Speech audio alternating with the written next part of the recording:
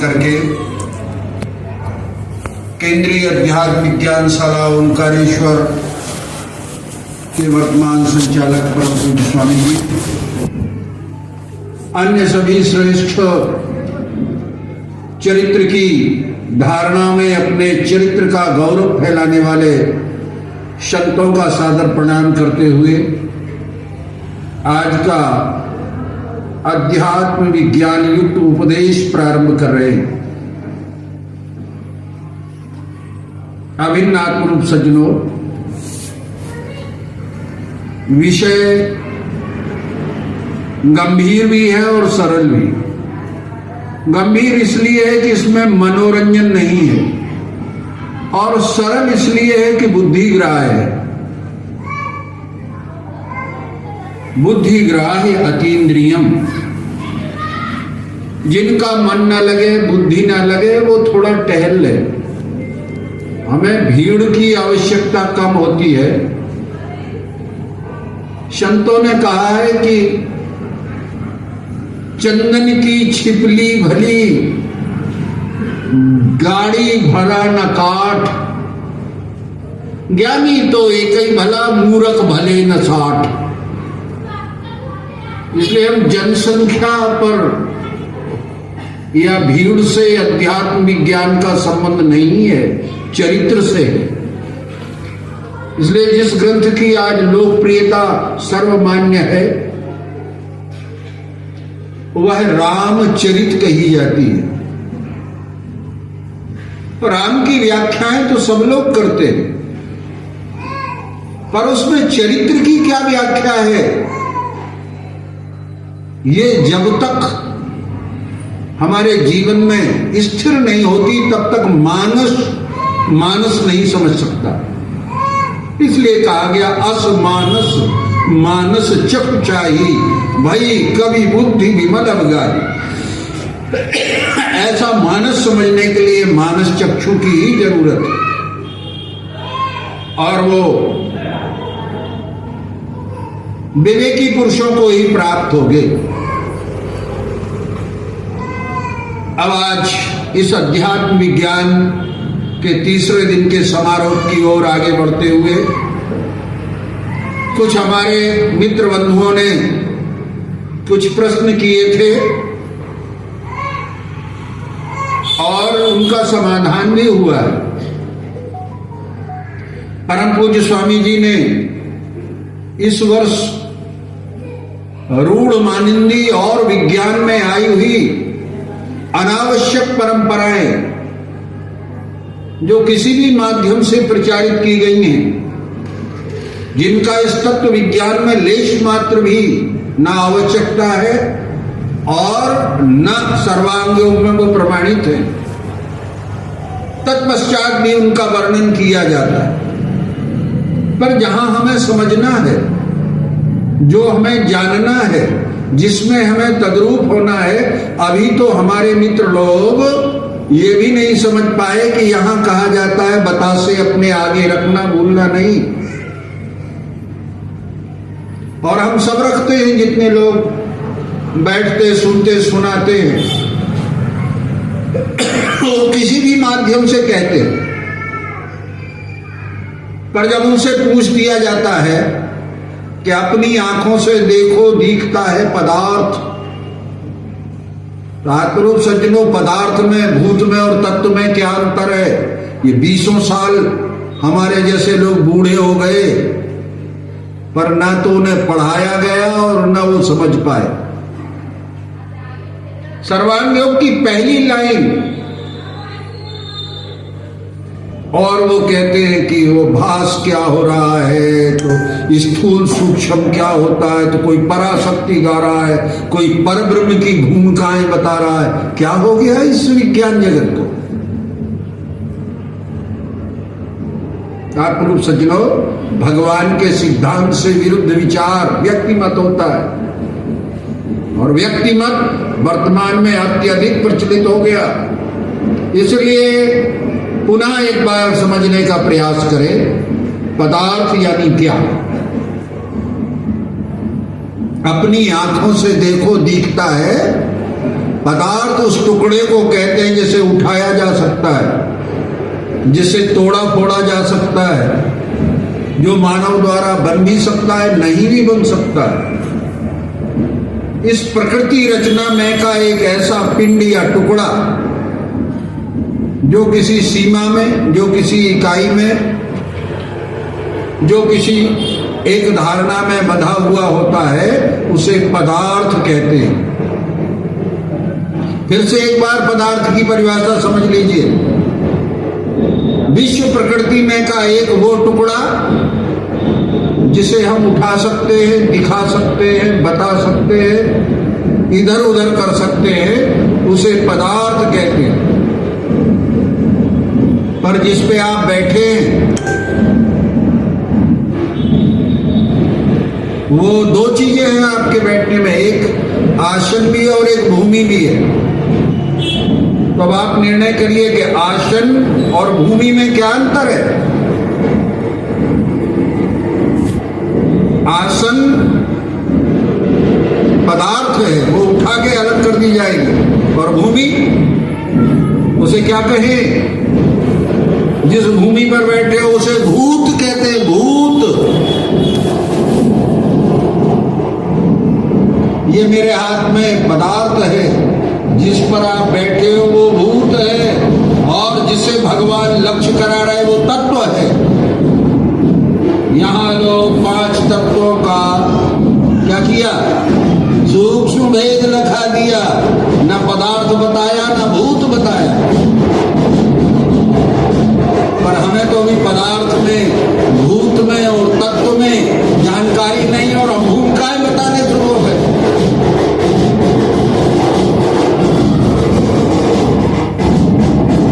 क्या विचित्र पीड़ित बना है।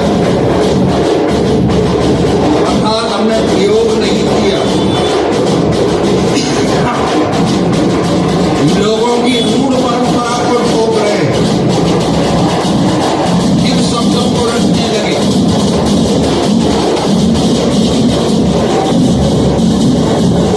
इन शब्दों की धारणा के कारण शब्द ज्ञान महारण्यम चित्त प्रवण कारणम अतः प्रयत्न ज्ञान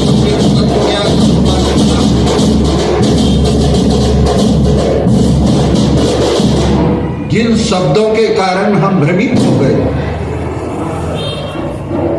ना हम वैदेन तपसा दानेन न चेज्या शक्य एवं विधो दृष्टुम दृष्टुमानस पाप यथा। शब्द ज्ञान नहीं फिर रहे कोटिन करो उपाय। जो शब्द ज्ञान स्थिर नहीं रहता है, टिकता नहीं है,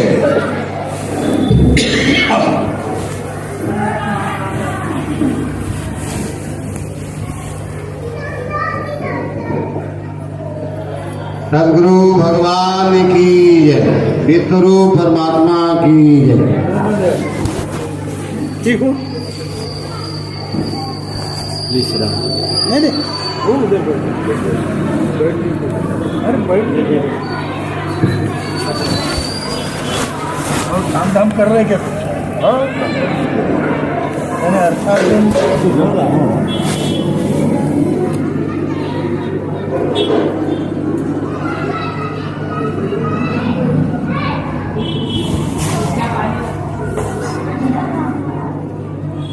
सद्गुरु भगवान की जय।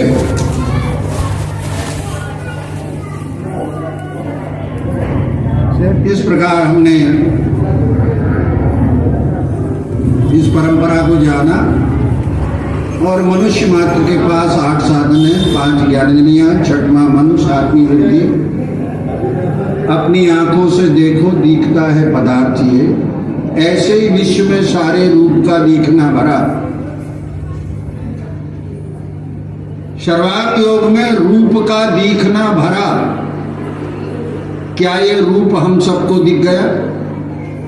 ऐसे ही विश्व में सारे रूप का दिखना भरा। जिसे रूप दिख गया और अखंड दिख गया, कि खंड दिखा, रूप अखंड दिख गया, उसे फिर भास होगा कि प्रत्यक्ष होगा? प्रश्न कैसे उदय हो गया? क्योंकि जिन्होंने प्रत्यक्ष देखा ही नहीं उन्होंने कुछ नहीं देखा, सुन के माना है, उन लोगों को प्रश्नोदय होते हैं।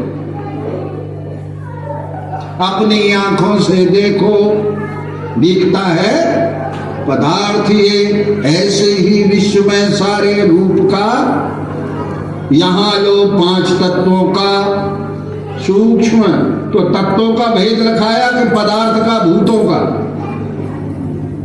तो पदार्थ, भूत और तत्व, अभी जिसे इसी का ही बोध नहीं है वो भास पूछ रहा। अरे जब तुमने अखंड देख लिया, जब अखंडता हो गई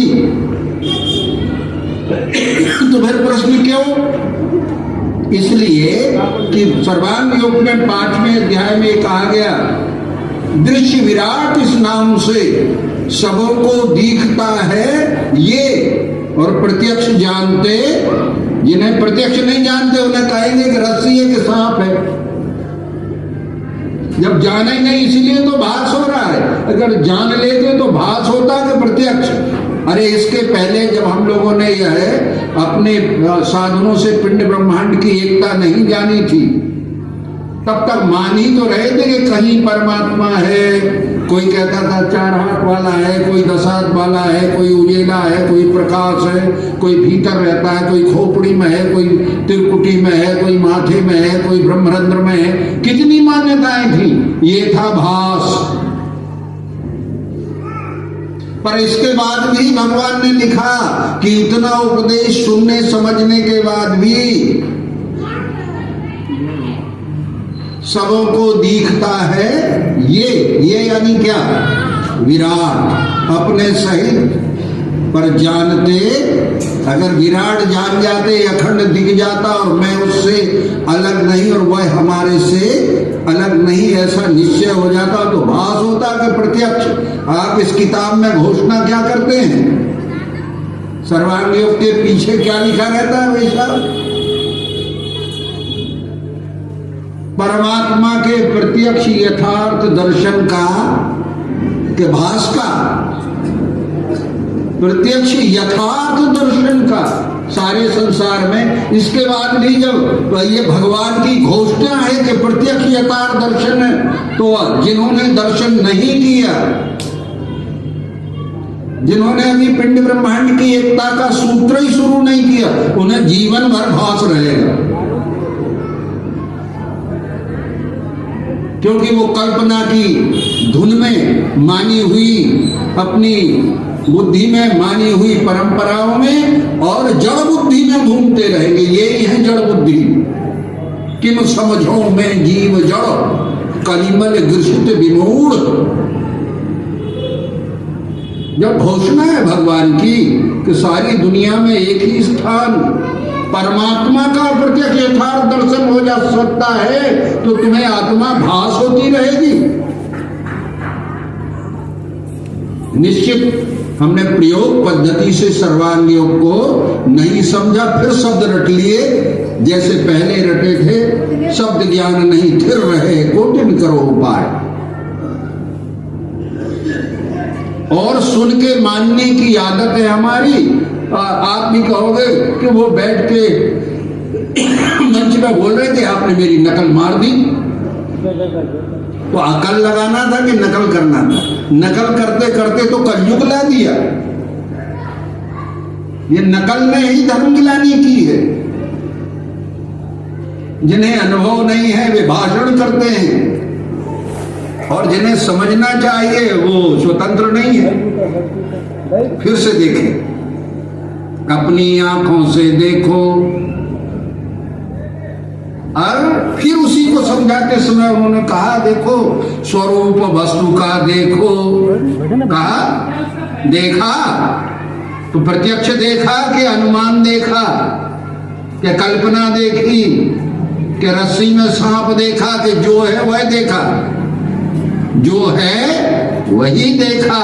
कि कैसे देखा? अपने साधनों से देखा, उधार से नहीं देखा, स्वयं प्रयोग करके देखा। कैसे देखा?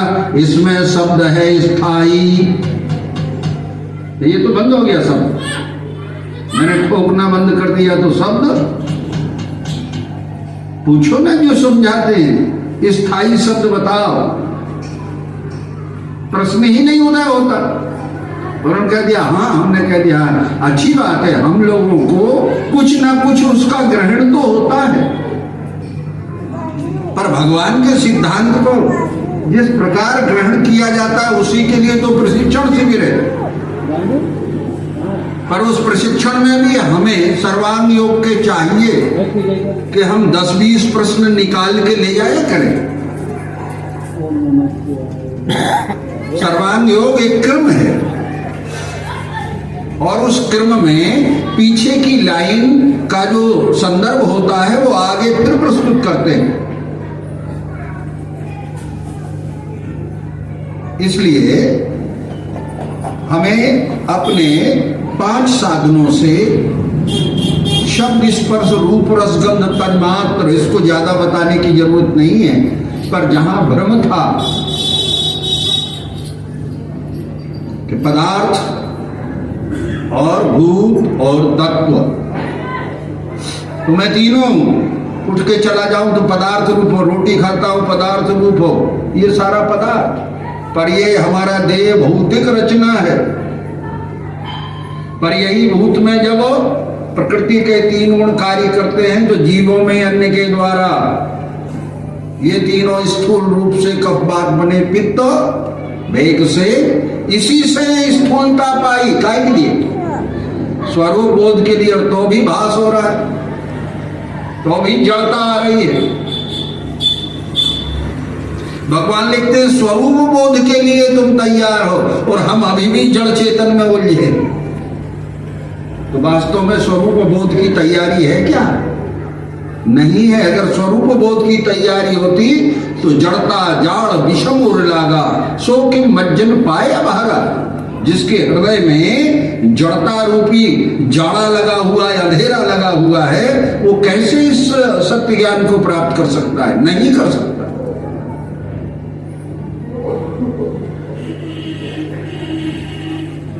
यहां तक हमने अपनी 5 ज्ञानी, अब साधनों के बारे में भी वाचन करते, हम किताबें पढ़ लेते हैं, पर सबसे अच्छा साधनों का जो निरूपण किया गया वो स्वराज दर्शन में किया गया। अधिष्ठान की और साधनों की व्यवस्था स्वराजानंद जी ने बताई कि ये साधन कैसे मिले। आहार निद्रा भय मैथुन, यह धर्म सभी को भाते हैं, तो फिर विज्ञानी का आहार निद्रा भय मैथुन क्या है? क्या आहार है, क्या निद्रा है, क्या भय है? वो जो हमें समझाते हैं। अज्ञान में या निशा सर्वभूतानाम तस्याम जागृति संयमी, जो भूत सब रातों की, यानी उसमें जगे जहां भूत टके सारे, देखे है मुनिरात सो। अज्ञानी ये भूत सृष्टि की रचना में अपने सुख भोग के ऐश्वर्य में जागृत रहता है और ज्ञान में सो जाता है। और ज्ञानी ये भूत सृष्टि के भोगों में सोता रहता और ज्ञान में जागृत रहता। ये है चैतन्यता, ये है अपने आप को होने के प्रमाण, ये है हमारे साधनों की निर्मलता। जब तक निर्मल साधन नहीं होते, निर्विकार साधन नहीं होते, तब तक विश्वरूप दर्शन नहीं होता। तो ये साधन उद्भिज श्वेता दंडक जारक समझाने का इसलिए जरूरत पड़ी कि उद्भिज में वो कुछ भी नहीं जानते थे, श्वेतज में थोड़े से हुए तो, परंतु पूर्ण विकसित नहीं थे। अंडज में कल्पना करने लगे, घर बनाने लगे, लड़ाई करने लगे और बच्चे पालने लगे। ये 3 काम सीख के ही आए हैं हम जन्म से, अनंत जन्मों से अंडज में से। अब कौन सिखाता है जंगली जानवरों को, गाय भैंसों को कि भाई जंगल में तू दूध कैसे पिए? लगेगा। अरे एक आदमी ही ऐसा विचित्र प्राणी है जिससे कुछ करते नहीं बनता और सर्वश्रेष्ठ मानता है अपने। 2 साल तक तो उठ बैठ भी नहीं पाता, आश्रित रहता है। इसके बावजूद भी इसमें क्या महानता और विशेषता है? इसके पास साधनों की पूर्णता, विकसित निर्मल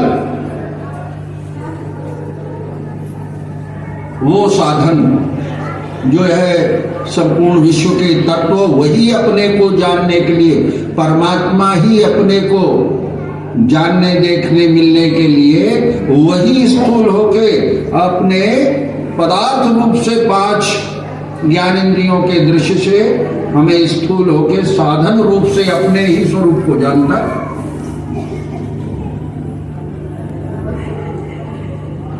विश्व प्रकृति में का जो रंग है वही हमारे में विकसित साधन होके मन है। विश्व प्रकृति में जो सत्व है वही हमारे में बुद्धि है। और चैतन्य का प्रतिबिंब जो चित्त में प्रतिभाषित होता है, जो अविद्या दूषित जीव कहलाता है, वह जब 6वें अध्याय सर्वांग योग में जिसे अपने को देखने की इच्छा हुई, मिठास को हुई इच्छा, देखो निज तो क्या देख सकती है नेत्रों से, होते ही वृत्ति नेत्रों से। वृत्ति किसमें होती है? चित्त में। तो चित्त का जो प्रतिबिंब है, जो जीव कहलाता है, वही तो आत्मा का दर्शन करते करते करने के लिए दुनिया के पंथ बनाए बैठा है। जो देखो वो आत्मा की दर्शन की दुकान खोले।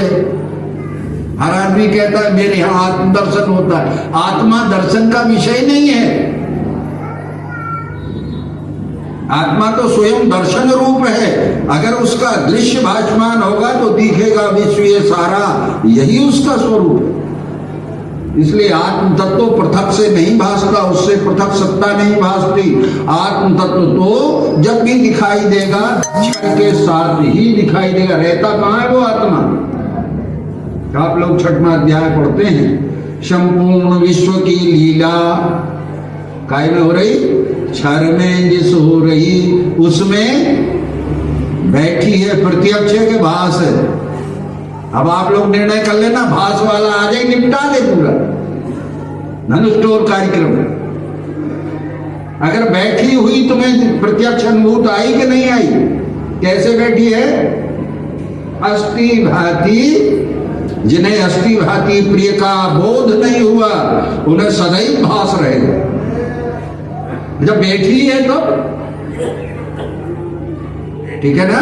जैसे मैं यहां बैठा हूं और आपके सामने प्रत्यक्ष हूं, अब मेरा भास हो रहा है कि मैं प्रत्यक्ष हूं? तो बैठी है किसमें? लीला में। और लीला है उत्पत्ति स्थिति। तो उत्पत्ति स्थिति लय में उस अविनाशित्व का जिसे बोध नहीं है, तो हमें खुद को बैठना है उस लीला में। हम तो उस लीला में खुद बैठ नहीं रहे। जरा अपने को लिखा है ना सर्वांग योग सिद्धांत सूक्ति में, रवे के स्थान पर बैठकर देखो। रवे के स्थान पर बुद्धि को सूक्ष्म करके देखो, सर्वत्र आत्मा या विश्व रूप ही दिखे। तो हम तो बैठे नहीं। आत्मा कहीं है, क्षर कहीं है, लीला कहीं है, और हम खड़े हैं अब देखने के लिए। उसमें जो बैठी अस्थि भांति प्रिय, ये अस्थि भांति प्रिय तीनों इकट्ठे रहते हैं।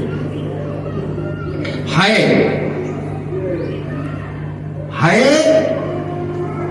कैसे सिद्ध करेंगे? है तो हम मोटी बुद्धि से कह देते हैं दिख रही है, ठीक बात है।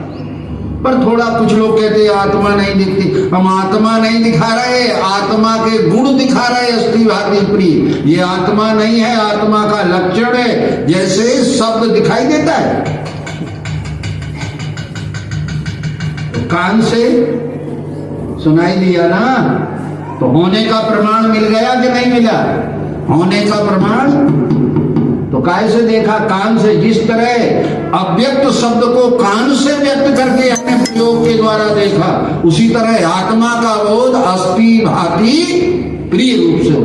तुम कान शब्द तक तो देख नहीं पाए आंखों से, और आत्मा आंखों से देखने दौड़ते हो, तो क्या देख सकती है नेत्रों से निज रूप को? अस्थि भांति प्रिय से, अस्थि यानी है, अब हमने तोड़ दिया, इसी को भांति कहते हैं। जो अनेक प्रकार के विघटन के बाद भी है, होकर प्रमाण दे रही अपने है का। कितना ही टूटे फूटे जलाओ पीसो, पर क्या प्रमाण देती है? होकर भांति, होकर भवती, जो कुछ भी हो। देखो इसमें अभी ये थी, अब इसकी उत्पत्ति, इसमें से ये टुकड़ा टुकड़ा उत्पत्ति हुई, अब कुछ देर हमारे हाथ में रहा तो स्थिति, और ये हमने चूरा कर दिया तो टुकड़े का लय हुआ, तो कुछ दूसरी चीज उदय हुई कि नहीं हुई? ये अभी बतासा था नाम रूप में, हमने से तोड़ दिया तो नाम रूप गुण तीनों बदल गए। अब बतासे वाला गुण क्या इस टुकड़े में है? ये बतासा एक गिलास पानी मीठा कर रहा था, और ये टुकड़ा गुण भी बदल गया। नाम क्या हो गया इसका? टुकड़ा, ठीक है, और गुण भी बदल गया, पूरा मीठा नहीं कर पा रहा है। तो रूप भी, नाम रूप तीनों बदलते हुए भी है या नहीं है, और होकर सिद्ध कर रहा है, कहीं भागा नहीं है, कहीं चला नहीं गया। नाम रूप गुण के सदा तुम हो ज्ञाता एक। ये ज्ञाता क्यों नहीं हो पाए भाई? क्यों भूले हो पंथ में?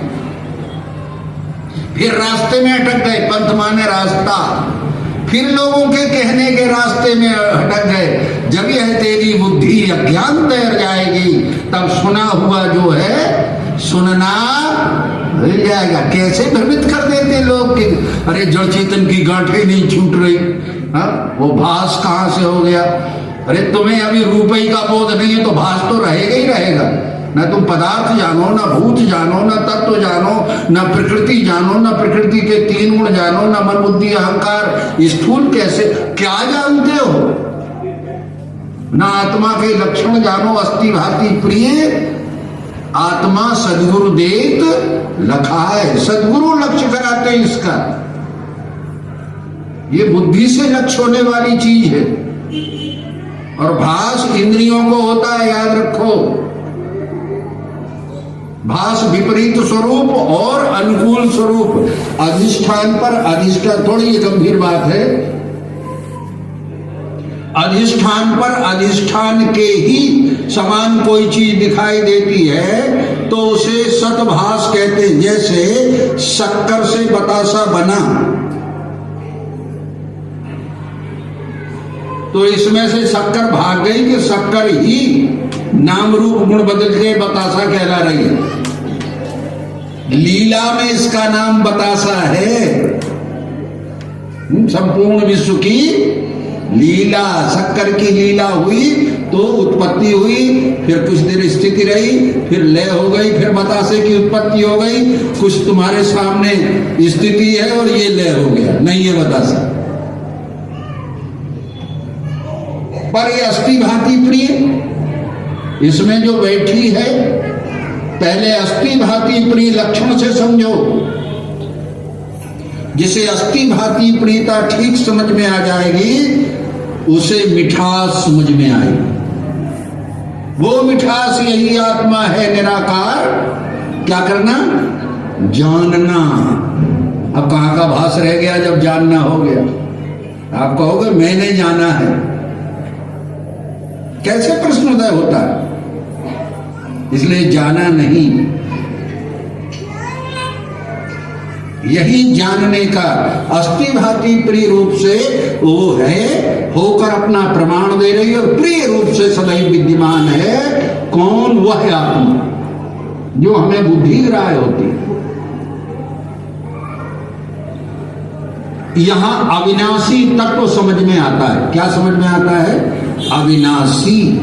वह इसी को समझ के हम समझ लेते कि हो गया हमें आत्मज्ञान। ये तो वो आत्म तत्व का एक लक्षण है। अविनाशी कोई अंतिम लक्षण नहीं है। आत्मा का तो जो मूल है वो मिठास, अविनाशी आत्मा है तो वो मिठास, यही आत्मा है निराकार। तो मिठास जब तक हमारे में नहीं पैदा होगी, मिठास जब तक हमें सर्वत्र दिखाई नहीं देगी, मिठास ने ही तो इस आकार को धारण किया है। अभी देखो, मैं एक हाथ में, मैं आपको प्रमाण देता हूं, मैं एक हाथ में बाल्टी लेके जा रहा था, तो हमारे एक व्यक्ति बोले बाल्टी कहां ले जा रहे हो? बराबर मेरे हाथ में थी, पर हमारे दूसरी तरफ एक मित्र थे, उन्होंने कहा नहीं भाई बाल्टी नहीं ले जा रहे, ये तो स्टील ले जा रहे हैं। अब आप लोग निर्णय करो, हम बाल्टी लिए थे कि स्टील? बताओ क्या लिए थे? अरे इधर वाला देख रहा है तो उसे स्टील दिख रही है, इधर वाला देख रहा है तो उसे बाल्टी दिख रही है। हम क्या लिए हैं? मिठास। मिठास है मेरे हाथ में, तो मेरी चाहत है वो। बस यही दोनों का भास है। जिसे स्टील वो सतभास वाला है और जिसे बाल्टी वो असतभास वाला है। अरे दोनों भास एक ही अधिष्ठान पर है, वो है आत्म तत्व। भास भासकता मिथ्या सर्वम आत्मा इति शासनात् इति ज्ञात्वे परेतत्वे भेदस्य अवसर्कुटा रज्जु रूपम परित्यज सर्पम भ्रांतिर्न तिष्ठति तत्मत् अविज्ञाय जगत पश्यति मूढ़धि। ये मूढ़ों ने क्या तमाशा बना रखा है, ऐसा आदि शंकराचार्य कहते हैं। परंतु यहां अधिष्ठान भिन्नता है, थोड़ा समझ लीजिए आप लोग। रस्सी अलग चीज है, सांप अलग चीज है। रस्सी पे सांप दिखना ये है बिल्कुल अज्ञानी भास।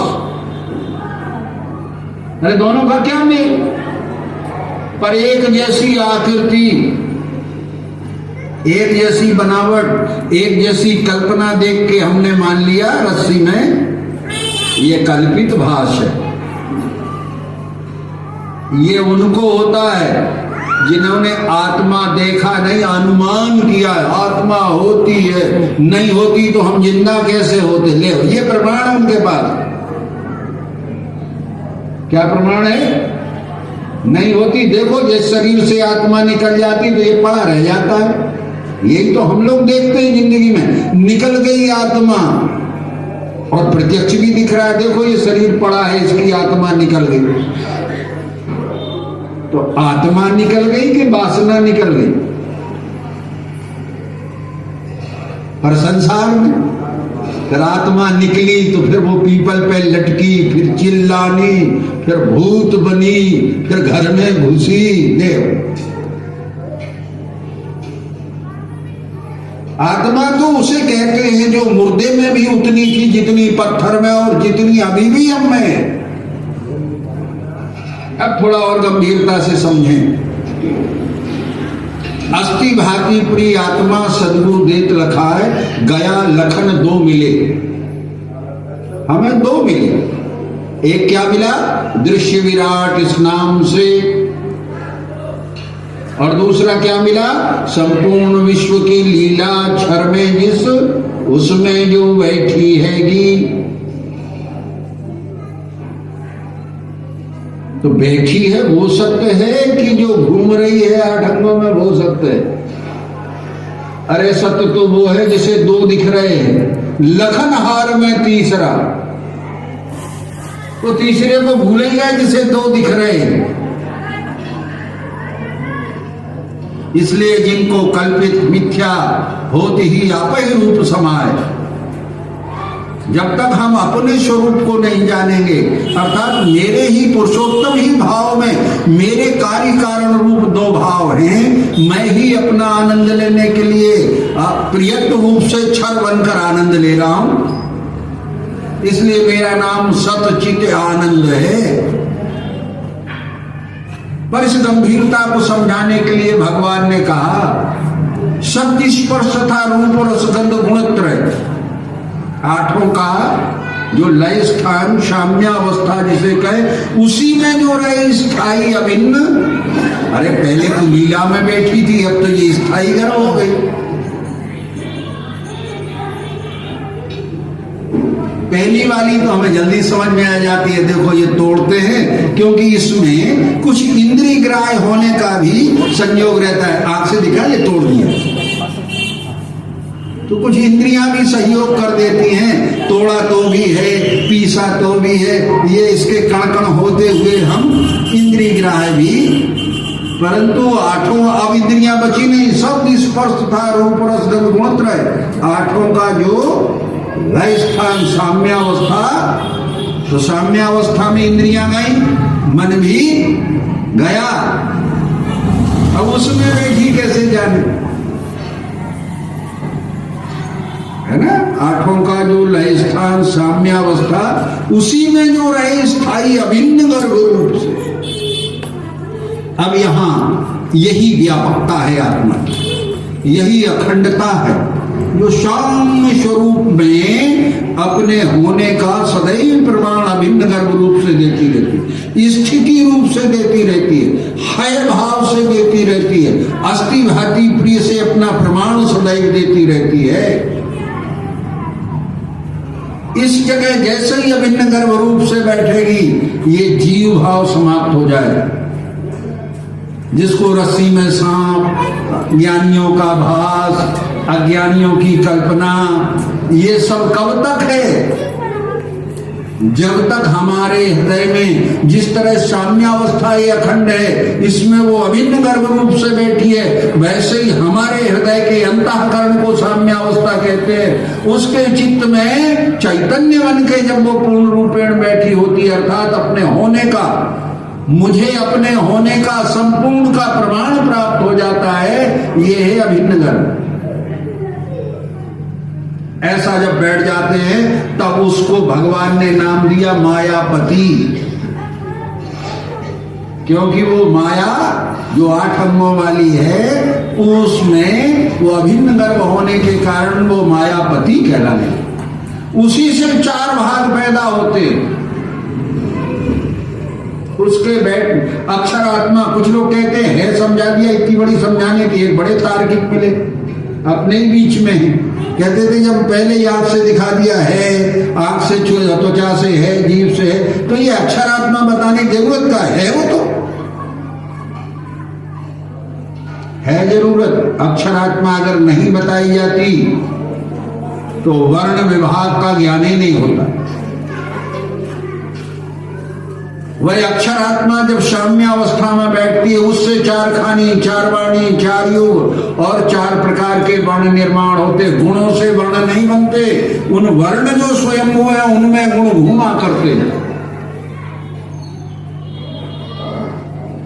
इसलिए उनमें कम ज्यादा होने से संकरता आती है गिलानी भारत जब धर्म में अधर्म बल पाता है। उन्हीं वर्ण में जो गुणों की कम ज्यादा होने के कारण मैं इस धराधाम पर अवतार लेके आता हूं और उस अक्षर की व्यापकता का वर्ण में किस विधि से कार्य है ये बताता हूं।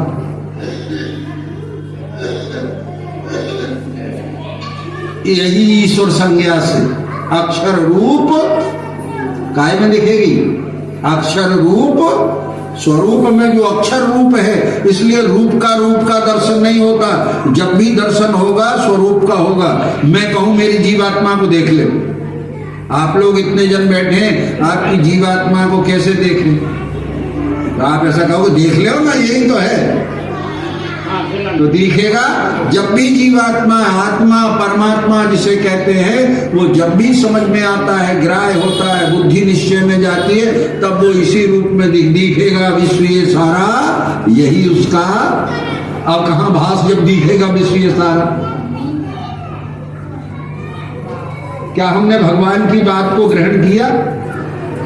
यही दिखेगा जब प्रत्यक्ष दिख रहा है। अब ही तुम्हें भास हो रहा है इसका। दिखेगा क्या? दिखेगा आत्मा सारा कि विश्व सारा?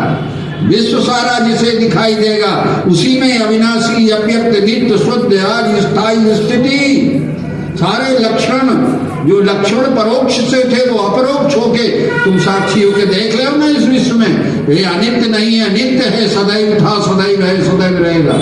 कभी इसमें विकार नहीं आता, सदैव शुद्ध है। ये अजन्मा है, कब पैदा हुआ कोई नहीं, खुद ही आ जाता है। कुतियम विशिष्टि अर्वाक देवा यश विसर्जने, कोई नहीं कह सकता ये कब से हुआ और कब तक रहेगा। स्थाई बोध, कौन सा बोध चाहिए हमें? यही प्रेम। वो पहले अध्याय का पहला श्लोक भी जिसके जीवन में घटित हुआ उन्हें तो भास रहना ही है।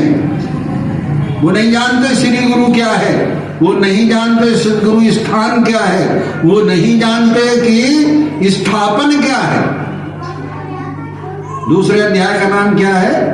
गुरु स्थापन। अगर आपने ये पिंड यहां नहीं रखा,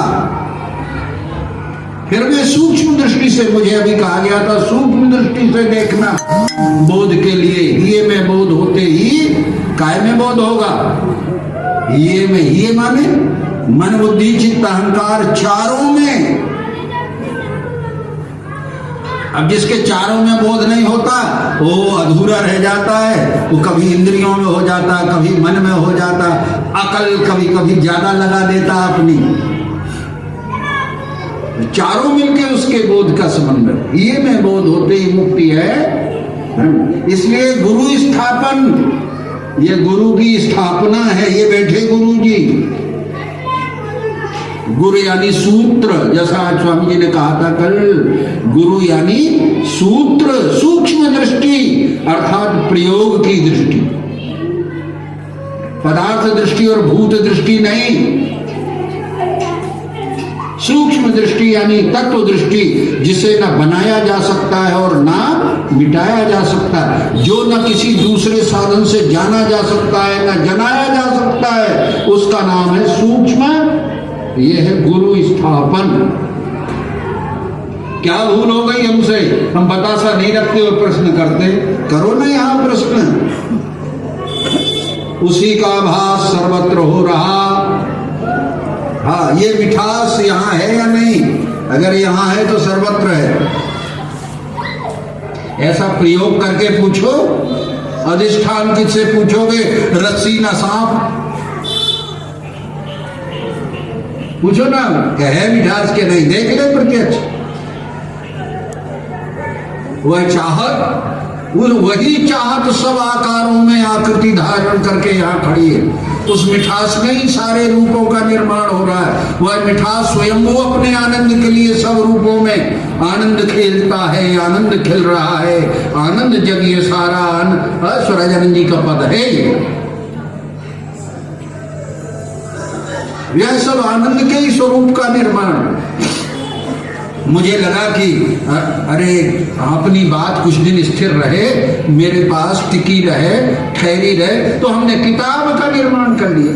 वो मिठास किताब बन गई। काय के लिए बन गई? याद करने। अब ये हमारी सुनने के लिए जेब में है। तो ये किताब का रूप किसने धारण किया? मिठास। वो मिठास ही सब रूपों में। इसलिए जब भी मिठास, जब भी आत्मा जानने देखने की बात आएगी तो दिखेगा विश्व ये सारा यही उसका।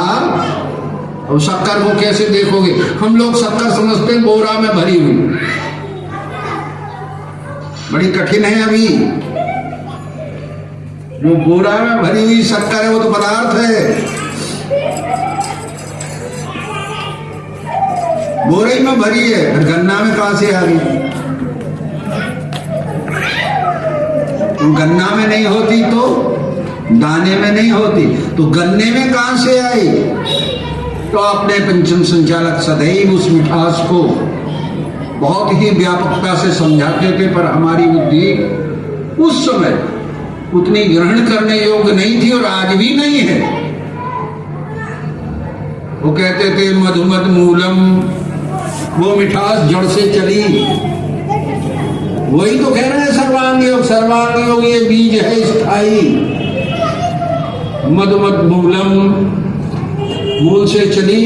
मधुमदाक वीरधाम बहु, वो तने में आई, वो शाखाओं में गई, मधुवत पर्णम मधुवत पुष्पम मधु संभक्ता अमृतस्य, फूल में आई, मधुमक्खियां उसमें से मधु निकालने लगी और वो फल में जाके पक्के पूरी परत हो गई।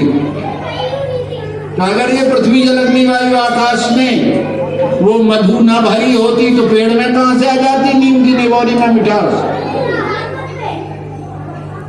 है ना। तो फिर सब में भरी है कि सबसे अलग है? सब में भरी। ओ कहां क्यों भरी है? क्योंकि वो साम्य अवस्था में अभिन्न गर्भ से रहती है। तो फिर कहां मिलेगी हमें? अरे इन्हीं आठों के इस संपूर्ण विश्व के स्वरूप, इसी स्वरूप में वो तीन लक्षणों से अस्थि भाती प्रिय, अविनाशी होकर, उपयोगी होकर और अस्तित्व होकर अपनी सिद्धि कर रही है।